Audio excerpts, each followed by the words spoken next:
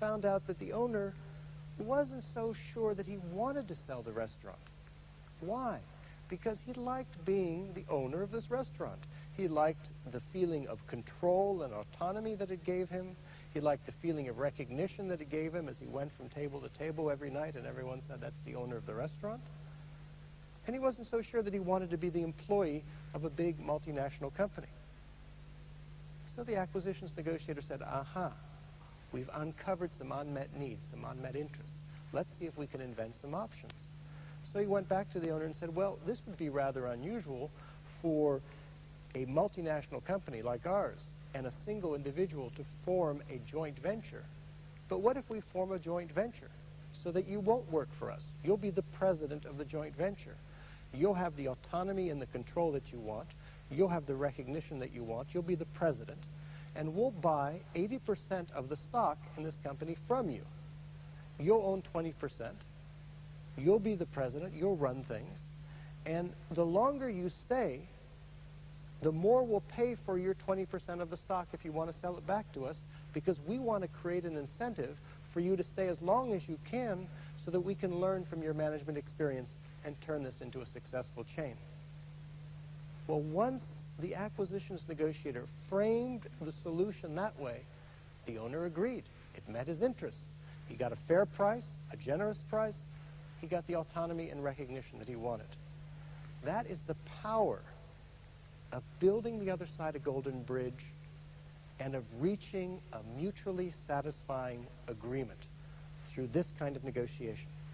Satisfying agreement. Congratulations. Congratulations. Congratulations.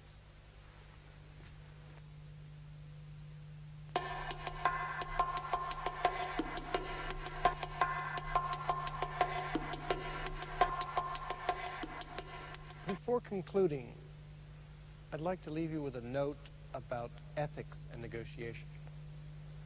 Negotiation is often associated in the public mind with various forms of deception or manipulation. And I've always found this interesting because in the 2 decades that I've been working in this field, working with some of the most successful negotiators in business, in law, in diplomacy, the thing that I've found that they value most is actually their reputation for honesty and fair dealing. Now, why would this be? Let me tell you a story to illuminate this. I have a friend whose name was Ambassador Carradine. He was a British diplomat, and he was the British ambassador to the United Nations at the time of the 1967 Middle East War. And it was his job after the war to fashion the UN resolution to decide what should happen in the Middle East to resolve that conflict. It's known as UN Resolution 242. It's perhaps the most famous, one of the most famous resolutions in UN history. They're still talking about implementing it today. Well, it was a very difficult negotiation to try to bring all the parties together in agreement. And there was one holdout, and that was the Soviet Union.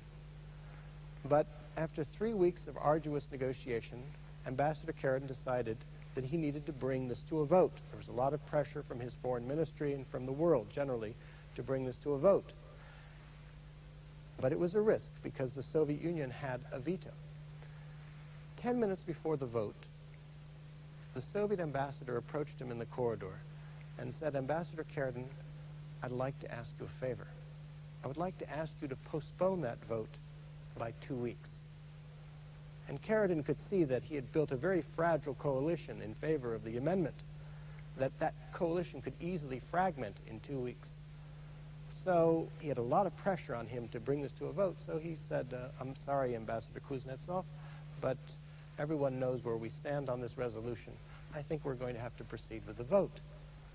And Ambassador Kuznetsov said, Ambassador Carradine, you must have misunderstood me. I'm asking you as a personal favor if you will postpone that vote by 2 weeks. And Carradine told me that as soon as he heard the word personal in there, he knew that no matter how much pressure he was going to get from his own foreign ministry, no matter what the chances were of his coalition fracturing, he had to grant Kuznetsov his wish. Now, why was this? Because Kuznetsov, even though he represented a country, the Soviet Union, that had very little reputation in the international domain for honesty and fair dealing, Kuznetsov personally had that reputation among his diplomatic colleagues. And if he was taking his reputation, something that takes an entire lifetime to build, and putting it on the line, then Sheridan knew that he had to grant him his wish. So he did. 2 weeks went by. They're having the vote in the UN Security Council chamber. Going around, every country is voting in favor of the UN Resolution 242. The last to vote is the Union of Soviet Socialist Republics. Ambassador Kuznetsov raises his hand and votes in favor of the resolution. And sure enough, rather than using the 2 weeks to try to meddle, to try to destroy the agreement, he'd use the 2 weeks to go back to Moscow and persuade his superiors there to vote in favor of the resolution. But think about this for a moment. He never would have been able to buy those 2 weeks if he didn't have that reputation. If you have a reputation for honesty and fair dealing, the other side will give you the benefit of the doubt. They will believe you. You will have credibility. They will tell you information about their interests that they wouldn't otherwise share with you. You will have a much better chance of inventing options for mutual gain, of getting all the gold off the table.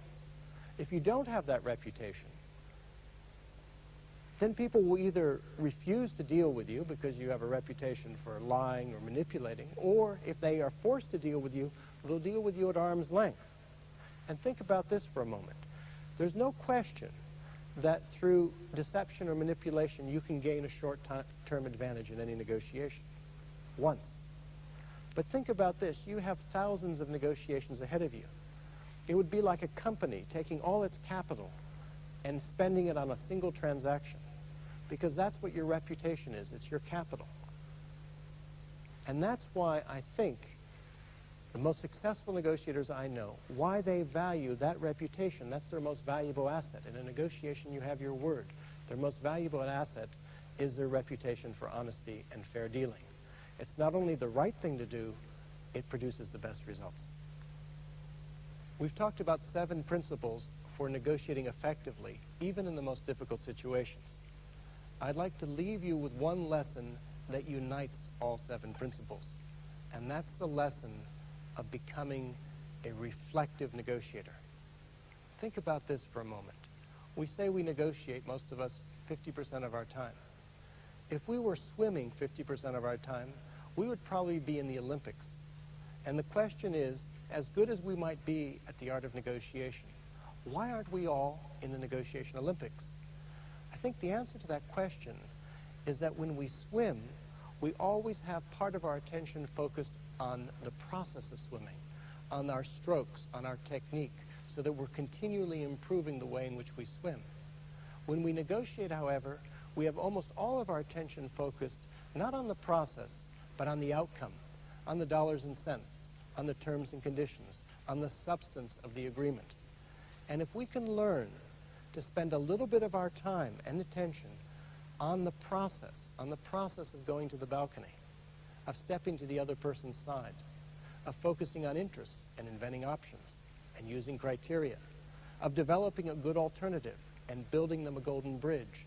If we can focus on the process of doing those 7 things and continually improve our negotiations, continually learn from each negotiation, then we can end up as champions in the negotiation Olympics. I hope you will be able to apply these 7 principles with profit and satisfaction in your negotiations. I want to wish you all the best, and I want to encourage you to go for the gold.